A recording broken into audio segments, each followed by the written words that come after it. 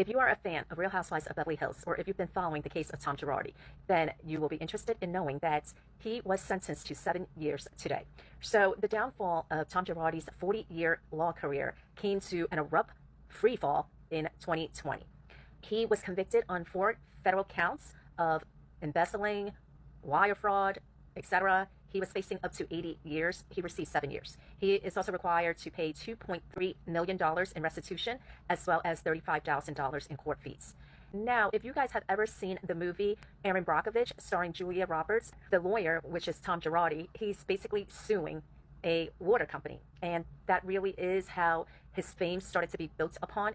He was famous for going after large corporations and getting huge settlements without having to go to trial.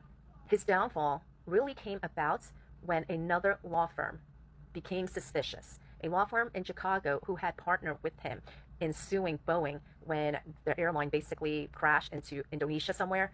That law firm in Chicago, their clients were wondering what happened to their money, where's the settlement, etc. And they were really the ones that started looking into it. When they found out what was going on, they contacted federal authorities in the state of California, and then they also contacted federal authorities in Chicago.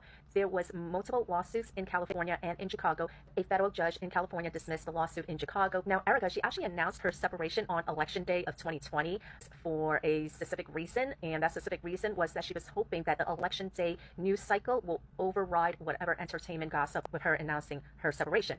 Not only was it not ignored, but then people were even more interested in finding out why all of a sudden she announced that divorce. And it kind of was just a domino effect. In August 2024, last summer, he was found guilty of 4 of the federal allegations against him. The jury only deliberated for 4 hours before they returned a guilty verdict. At the start of his criminal trial, he was declared incompetent with Alzheimer's, and then that was like reversed, and he didn't have Alzheimer's anymore, which made no sense to me, but okay.